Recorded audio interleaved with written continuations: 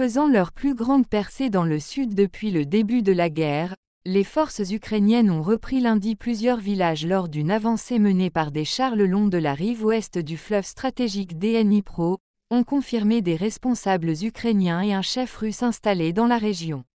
Le président ukrainien Volodymyr Zelensky a déclaré qu'il y a de nouvelles colonies libérées dans plusieurs régions, sans entrer dans les détails de l'avancée militaire de l'Ukraine.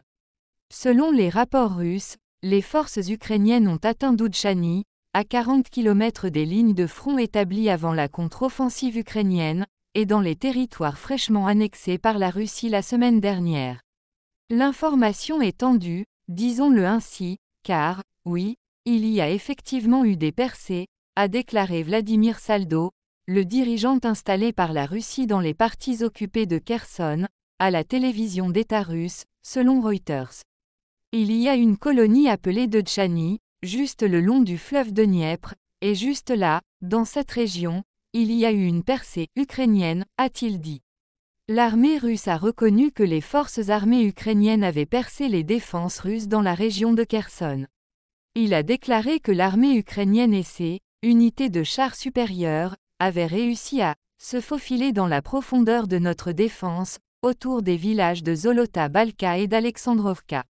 Le porte-parole du ministère de la Défense, Igor Konashenkov, a déclaré que les troupes russes avaient occupé ce qu'il a appelé une ligne défensive pré-préparée.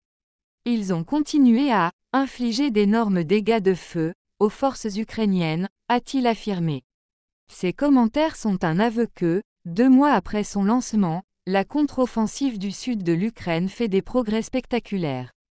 Les forces ukrainiennes ont réalisé leur plus grande percée dans la région depuis le début de la guerre, avançant rapidement le long du fleuve Dnipro vers Kherson, la seule capitale provinciale détenue par la Russie. La présence militaire russe sur la rive ouest du fleuve Dnipro crée une menace militaire pour les villes ukrainiennes de Mykolaiv et d'Odessa, ainsi que pour le reste de la côte de la mer Noire du pays. L'objectif de l'Ukraine est de repousser les troupes russes sur la rive et du Dnipro dans la région de Kherson. Et pour la Russie, ce sera une défaite importante, selon la sous-secrétaire à la défense de la sécurité internationale des États-Unis, Celesty Valander. Cela éloigne davantage le désir de la Russie de capturer Odessa, qu'elle a déclaré comme un objectif sur le théâtre.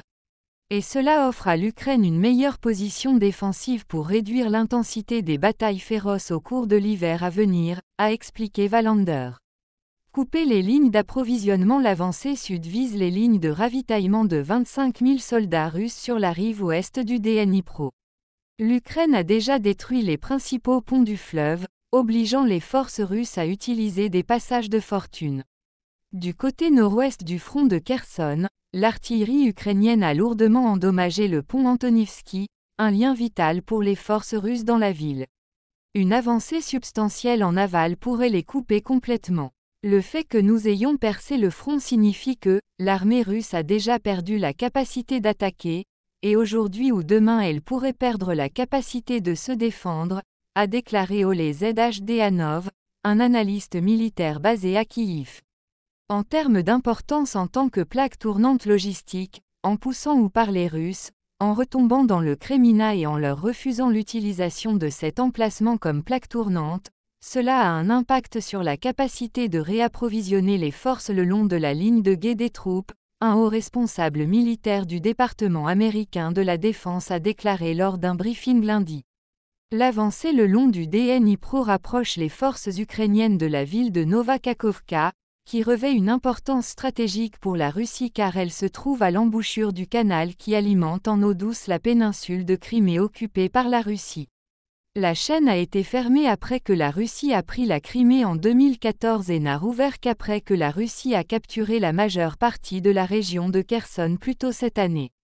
Les forces russes dans la ville de Kherson ont commencé à empêcher les gens de partir et à dresser des listes de jeunes hommes qu'ils veulent mobiliser pour combattre, selon Serhiy Klan, un membre ukrainien du conseil régional de Kherson qui est maintenant en exil. L'importance de Kherson. Kherson a une valeur économique, symbolique et stratégique considérable pour l'Ukraine. Avant la guerre, la région comptait un peu plus d'1 million d'habitants et était l'un des plus grands centres d'Ukraine. La région fournit également un point d'accès de la péninsule de Crimée à l'Ukraine continentale.